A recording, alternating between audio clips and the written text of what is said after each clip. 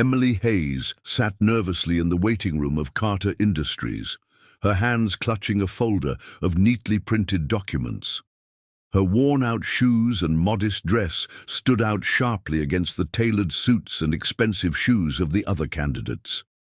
She was a farmer's daughter from a small rural town in Kansas, and this was her first interview in a towering glass building filled with people who had probably never gotten mud on their boots. The receptionist barely looked up when she called Emily's name. "Room 3B, fifth door on your left," she said flatly. Emily nodded and walked down the hallway, her heart pounding louder with every step.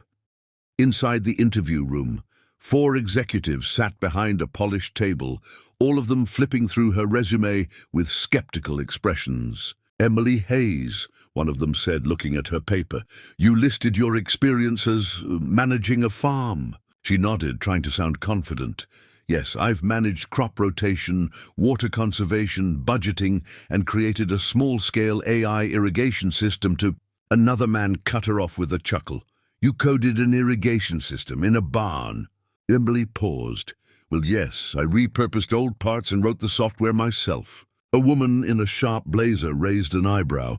"You don't have a degree in computer science, though. How exactly did you teach yourself AI?" Emily glanced down for a moment but looked up again with calm determination. "YouTube, online courses, and trial and error. My family's farm was struggling and I had to find a solution." The room was silent for a second, then another man smirked. "That's cute, but this is Carter Industries. We build real technology, not backyard projects." Emily's face flushed, but she remained steady. "With respect, sir, our water bills dropped by 40% in 6 months. My system may have been built in a barn, but it worked." One of the interviewers stood and walked to the whiteboard. "Let's put that to the test. Can you sketch out how your system predicted rainfall patterns using local data?" Emily hesitated, then took the marker. Her hand was slightly shaky, but she began drawing. Sensors in the ground, data fed into a weather model, a simple neural net to predict moisture needs. As she explained, the smirks slowly faded. One of the executives leaned forward, genuinely intrigued. "You integrated real-time updates?" "Yes," Emily replied. "With open-source weather APIs and a few lines of code, I wrote." The man who had mocked her earlier crossed his arms, clearly irritated. "Fine, but we need people with corporate experience, not just farm smarts." Before anyone else could speak, the door opened. Raymond Carter, the CEO, stepped inside. Everyone in the room instantly stood up. "I heard someone in here just revolutionized irrigation in Kansas," he said, eyes on Emily. She blinked, surprised. "Sir?" He smiled. "Please continue. I'd like to see what the future of agriculture looks like." Emily took a deep breath, meeting the gaze of Raymond Carter, the CEO of the very company she had dreamed of working for. The room fell into a stunned silence, the same people who had doubted her now waiting to hear what the CEO would say next. "I'm sorry," Emily said hesitantly, unsure of what to do with the attention. "I didn't expect this." Mr. Carter smiled. "No need to apologize.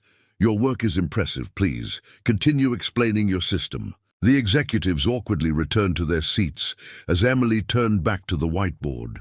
She walked through the steps she had taken, gathering weather data, programming the predictive model, connecting the system to pumps and moisture sensors.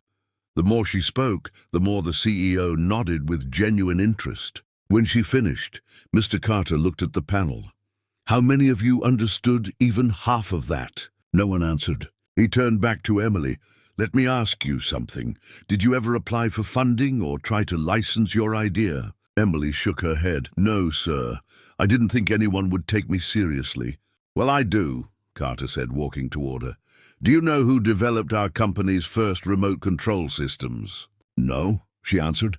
"My father," he said, "a high school graduate, ex-farmer and self-taught inventor. People laughed at him too, until his ideas made us what we are today." The room fell quiet again. Carter turned to the interview panel. "I want you to clear out the rest of the day's schedule. Ms. Hayes and I have a meeting." Then he looked at her. "Would you be interested in helping lead a new department focused on sustainable rural tech solutions? Emily's mouth opened slightly, but no words came. After a moment, she finally found her voice. Yes, absolutely. Good, he nodded. We could use someone with real-world intelligence and the courage to build solutions instead of just talking about them. As she followed him out of the room, the executives watched silently, some looking embarrassed, others stunned. The same girl they had dismissed as a farmer's daughter had just been invited to lead a major initiative at one of the country's top tech companies. Later that day, news spread through the company.